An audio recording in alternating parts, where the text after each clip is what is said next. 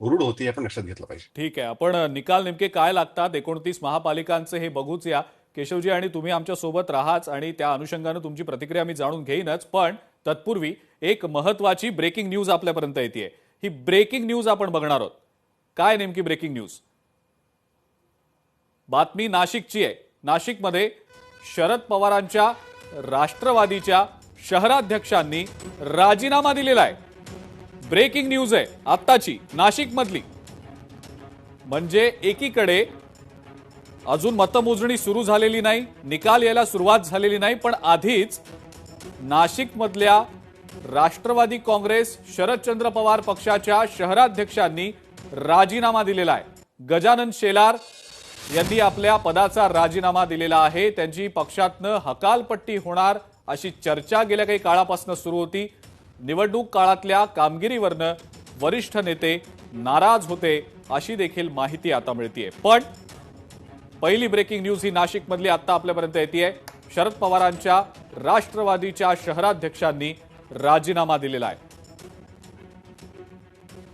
महत्वाची ही अपडेट आहे आणि याच संदर्भात मी विकास लवांडे यांच्याकडनं प्रतिक्रिया जाणून घेणार आहे, कारण त्यांच्या पक्षातले ते नाशिकचे शहराध्यक्ष होते. भाऊसाहेब आजबे हे सुद्धा बऱ्याच वेळापासून वाट बघतायत. मी त्यांच्याकडे सुद्धा जाणार आहे. थोडीशी मी त्यांना विनंती करतो त्यांनी वाट पाहावी. मी या उत्तरानंतर थेट त्यांच्याकडे येणार आहे.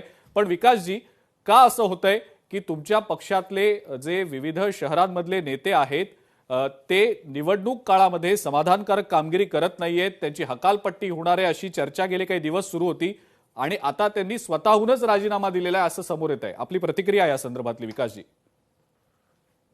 त्यांनी राजीनामा पक्षाकडे दिलाय हे समजतंय, परंतु त्यांचा जो मुलगा आहे चिरंजीव त्याने भारतीय जनता पार्टीचा मार्ग स्वीकारल्यामुळे वडिलांचा नाईलाज होता. इलेक्शन कशी बशी त्यांनी काढली आणि त्यांनी आपल्या नैतिक जबाबदारी संबंधून त्यांनी राजीनामा दिलेला आहे. परंतु ह्या सगळ्या घडामोडी महाराष्ट्रभर वेगवेगळ्या पद्धतीने गेल्या सातत्याने महिन्यात, 2 महिन्यात, 3 महिन्यात सुरू आहेत. पक्षांतर स्थानिक स्वराज्य संस्थांच्या निवडणुकीमध्ये नवीन नाहीयेत. यावेळेस मात्र केशव उपाध्ये म्हणतात तशी परिभाषा आता सगळी लोकशाहीची बदललेली आहे. लोकशाहीची परिभाषा बदलली, विकास कामांची परिभाषा बदलली, पक्षांतर करून घेण्याची परिभाषा बदलली, काँग्रेस मुक्त भारत करायचा होता आता काँग्रेस युक्त भाजपा झाली. ही सगळी परिभाषा बदलली ना. आता इतकी विकास कामं करून सुद्धा 9 वर्षांनी निवडणुका होत असताना सुद्धा पैशाचा वापर भारतीय जनता पार्टीला कुठेच करावा लागला नाही. भारतीय जनता पार्टीने आचारसंहितेच्या खर्चाच्या मर्यादेतच निवडणुका लढवल्या.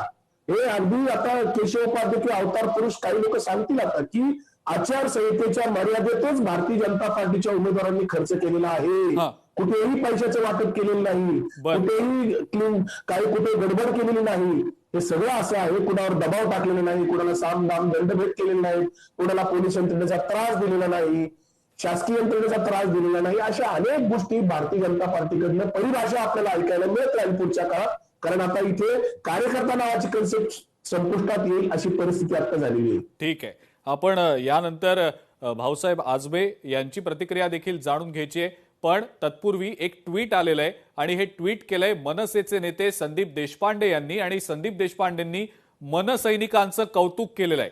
ट्विट नेमकं काय ते देखील आपल्याला बघायचंय. निवडणुकीमध्ये केलेली जी मेहनत आहे मनसैनिकांनी, या मेहनतीबद्दल संदीप देशपांडेंनी या मनसैनिकांचं कौतुक केलेलं आहे. ट्विटमध्ये तसा उल्लेख त्यांनी केलेला आहे. संदीप देशपांडे नेमकं आपल्या ट्विटमध्ये काय म्हणतायत आपण बघूया. आज मुंबई महानगरपालिकेचे निकाल आहेत. कोण जिंकेल कोण हरेल याचा निर्णय जनता करेलच, पण ज्या हिमतीनं माझ्या सहकारी महाराष्ट्र सैनिकांनी ही निवडणूक लढवली, मेहनत घेतली, त्याबद्दल त्यांचं मनापासून कौतुक आणि अभिनंदन.